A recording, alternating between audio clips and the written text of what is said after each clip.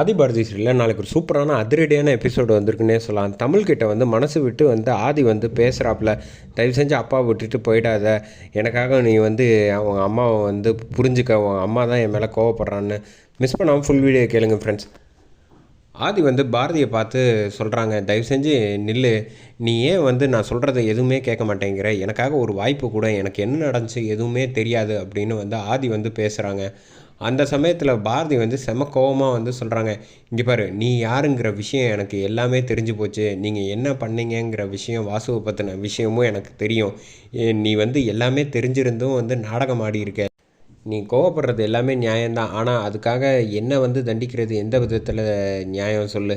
நான் வந்து வேணும்ன்ட்டு எதுவுமே செய்யலை, எனக்கே இப்போ தான் தெரியும் அப்படின்னோடனே, நான் எனக்கு தெரியாமல் நடந்த விஷயத்துக்கு நான் எப்படி பொறுப்பாவேன் அப்படின்னோடனே, சும்மா நிறுத்து, நீங்கள் அது மட்டுமா பண்ணி வச்சுருக்கீங்க, வேணும்ன்ட்டே வந்து வாசுக்கிட்டேருந்து வந்து எடுத்துக்கிட்டீங்கல்ல, உங்கள் அம்மாவுக்கு வந்து எல்லா விஷயங்களும் தெரியும், ஸ்வேதாவும் சரி, உன் மாமா அறிவு எல்லாரும் சேர்ந்து தானே வந்து திட்டம் போட்டிருக்கீங்க, எப்படி உங்களுக்கு மனசு வந்துச்சு, கொஞ்சம் கூட மனசாட்சி இல்லாமல் கொஞ்சம் கூட புரிஞ்சுக்காமல், வாசுக்குன்னு ஒரு பொண்டாட்டி குடும்பம் எல்லா பசங்க எல்லாம் இருக்காங்கங்கிறது தெரிஞ்சிருந்தும் உன் அம்மா வந்து இப்படி ஒரு முடிவு எடுத்தால, எனக்கு எதுவுமே தெரியாது பாரதி அப்படின்னு ஆதி வந்து சொல்கிறாங்க. இப்படி பேசி பேசி நம்பி தான் வந்து நான் ஏமாந்துட்டேன் அப்படின்னு சொல்லிட்டு கோவமாக போகிறப்ப வந்து, ஆனால் ஒரு விஷயம், நான் இப்போ இவ்வளோ விஷயங்களும் தெரிஞ்சிருந்து நான் உன்னை வந்து எதுவுமே பண்ணாமல் போகிறேன் பார்த்தியா, ஏன் தெரியுமா, என் மனசில் இன்னமும் ஓரமாக வந்து நீ வந்து உன்னை நான் வந்து விரும்புகிறேன், அதனால தான். ஆனால் அதுக்காக உன்னை ஏற்றுப்பேன்னு நீ கனவுல கூட நினைக்காத, இப்படியே விட்டேன்னா நான் மாட்டும் நானும் சரி, தமிழும் சரி, எங்கேயாவது ஒரு இடத்துல வந்து இருந்துக்கிட்டு இருப்போம் வாழ்க்கையை வாழ்ந்துக்கிட்டு, அப்படி இல்லைன்னா நாங்கள் வாசுக்கிட்டேயே போயிடுவோம் அப்படின்னு சொன்னோன்னே, தமிழ் பாப்பா வந்து கையை வந்து உதறிட்டு பாரதி கிட்ட வந்து போகிறாங்க அழைச்சிட்டு. போகிறப்ப வந்து ஆதி வந்து மறுபடியும் இனிமேல் தொந்தரவு பண்ணாதன்னு சொன்னோன்னே மறுபடியும் ஓடி வராங்க. பாரதி, நீ மாட்டுக்கும் வந்து எப்படி என்னை உதறிட்டு போகலாம், ஒரு நிமிஷம் இரு, நான் தமிழ்கிட்ட பேசணும் அப்படின்னு சொன்னோன்னே, அதெல்லாம் பேசக்கூடாது, அவளுக்கு அம்மா நான் தான் அப்படின்னா, நீ அம்மானா நான் அப்பா, நான் பேசியே ஆகணும் என் பொண்ணுக்கிட்ட அப்படின்னு சொல்லிட்டு தமிழ் கையை பிடிச்சி அழைச்சிட்டு வந்து அப்படியே முட்டி போட்டு உட்காந்து பேசுகிறாப்புல.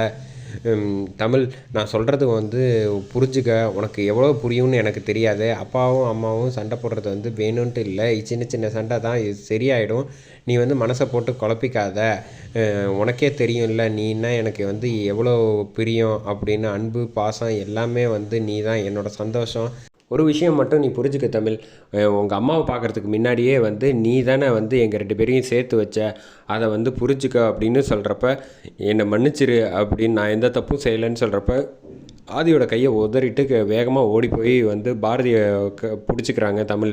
இப்போ புரியுதா, இனிமேல் நான் எடுத்த முடிவுன்னு சொல்லாத, இப்போ தமிழோட முடிவும் அதுதான், அவளுக்கும் எல்லா விஷயங்களும் தெரிஞ்சிருச்சு, இனிமேல் எங்கள் விஷயத்தில் தலையிடாத அப்படின்னு சொல்லிட்டு இந்த பக்கம் வேகமாக கிளம்பி வந்துடுறாங்க. இந்த பக்கம் சாரதாவுக்கு வந்து உடம்பு சரியில்லாத மாதிரி டயர்டாக இருக்காங்க. அந்த சமயத்தில் வந்து ஓடி வராங்க நம்ம அறிவோட ஒய்ஃபை வந்து பார்த்துட்டு அவங்களுக்கு தண்ணி கொடுத்து எழுப்பி விட்றாங்க. அந்த சமயத்தில் கரெக்டாக வந்து கேட்குறாப்புல வந்து அறிவு, என்னக்கா எனக்கு ஒரு வார்த்தை கூட கூப்பிடாமல் இருக்கே அப்படின்னோன்னா, உன்னை கூப்பிட்டா மட்டும் என்ன நடக்க போகுது அப்படின்னு சொல்கிறப்ப, மரியாதை இந்த பேப்பரில் வந்து கையெழுத்து போடு சொத்து எல்லாத்தையும் அப்படிங்கிறப்ப முடியாதுன்னொன்னா ஆதி வந்துடுறாங்க. ஆதி வந்த வேகத்துக்கு, இன்னும் வந்து நீ திருந்தவே இல்லைல்ல அப்படின்னு போட்டு அறிவை வந்து அடின்னு அடிச்சுட்டு, என்ன நினச்சிக்கிட்டு இருக்க, நானும் போனால் போதுன்னு விட்டா, நீ வந்து பாரதி விஷயத்தை தலையிடுறப்பே உன்னை வந்து தொலைச்சிருக்கணும், இனிமேல் வந்து இந்த வீட்டில் இருக்கிறதுக்கு உனக்கு இடமே கிடையாதுன்னு சட்டையை பிடிச்சி இழுத்து வெளியில் தள்ளி விட்டுறாங்க. அதே மாதிரி ஸ்வேதாவும் பேக் எல்லாத்தையும் தூக்கி போட்டு மரியாதையாக வெளில போயிடுங்க, இனிமேல் என் வாழ்க்கையில் உங்களை நான் கண்ணால் பார்க்கவே கூடாது அப்படின்னு சொல்லிட்டு போயிடுறாங்க. இந்த போனதுக்கப்புறம், ஏமா எனக்கு ஒரு ஃபோன் கூட பண்ணலை, என்ன ஆச்சு அப்படின்னா, பாரதி என்னை வந்து சுத்தமாக ஏற்றுக்கலை, என்னை வந்து இனிமேல் கண்ணிலே முடிக்காத அப்படின்னு, மன்னிக்க முடியாதுன்னு சொல்லிட்டா, ஏமா இப்படி ஒரு விஷயத்த நீங்கள் என்கிட்ட மறைச்ச வாசுவை பற்றி அப்படின்னோடனே, நான் வேணும்ன்ட்டு எதுவும் செய்யலைப்பா, நீயும் பாரதி சந்தோஷமாக வாழணுங்கிறதுக்காக நான் மறைச்சேன், ஆனால் கடைசியில் இப்போ பாரு, பாரதி வந்து மனசுலேருந்து துளி கூட இல்லை, போதா குறைக்கு தமிழ் வேற என்னை வந்து வெறுத்து ஒதுக்கிட்டு போயிட்டா, இனிமேல் வந்து நீயும் நானும் மட்டும்தான் கடைசி வரைக்கும் முகத்தை பார்த்துக்கிட்டு இருக்கணும், அவங்க வந்து இனிமேல் எந்த ஜென்மத்தில் என்னை மன்னிக்க மாட்டேன்னு சொல்லிட்டு போயிட்டாப்பா, நான் எப்படியாவது பாரதியை பேசி சமாதானப்படுத்தி உங்க கூட சேர்த்து வைக்கிறேன் அப்படிங்கிறாங்க. அதெல்லாம் நடக்கவே நடக்காது அப்படின்னு சொல்லிட்டு இந்த பக்கம் வந்துடுறாங்க. இந்த பக்கம் பாரதி வீட்டில் வந்து ரத்னம் வந்து செம கோவத்தில் வந்து மணியை வந்து பலாருன்னு அடிக்கிறாங்க. அடிச்சுட்டு ஏங்க அடிக்கிறீங்க மாப்பிள்ளையே அப்படிங்கிறப்ப, எல்லா விஷயத்தையும் பண்ணி வச்சது இவன் தான் வந்து வாசுக்காக வந்து காசு 50 லட்சத்தை வாங்கியிருக்கான் அப்படின்னு சொன்னோன்னே, என்ன சொல்கிறீங்க அப்படின்னோடனே, பொய் சொல்கிறியா அப்படின்னு யாராவது ஏதாவது சொல்லியிருப்பாங்க. நான் கண் கூட பார்த்துருக்கேன், எனக்கு எல்லா விஷயம் தெரிஞ்சிருந்து என்கிட்ட இப்படி சொல்கிறேன்னு மறுபடியும் அடிக்கிறாங்க.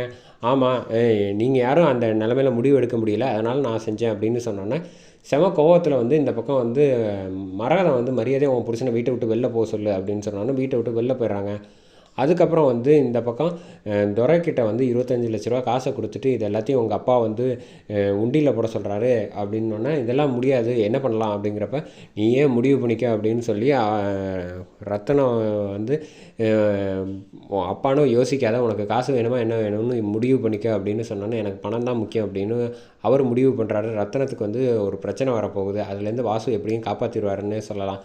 இந்த பக்கம் ராத்திரி தூங்காமல் மரகதம் வந்து ஃபோட்டோவை வாசு ஃபோட்டோவை பார்த்து அழுதுகிட்டு இருக்கப்போ வந்து, நீ எனக்கு ஒன்றுமே புரியல அப்படின்னு ரத்தனத்துக்கிட்ட கேட்குறப்ப, உனக்கு இன்னுமா புரியலை, ஆதியும் வாசு 2 பேரும் ஒன்று தான் அப்படின்னு. ஆமாங்க, என்கிட்ட கூட முன்னாடியே வந்து வாசு மாதிரியே பேசியிருக்கான், நான் தான் வந்து தப்பு பண்ணிட்டேன், ஆதி மனசை வந்து என் புள்ள மனசை வந்து நானே கஷ்டப்படுத்திட்டேனே அப்படின்னு சொல்லி மரகதம் வந்து ஃபோட்டோ வச்சுட்டு அழுதுகிட்டு இருக்காங்க. மரகதம் நான் போய் முதல்ல வந்து வாசுவை போய் பார்க்கணும் அப்படிங்கிறாங்க. அதோட முடியுது.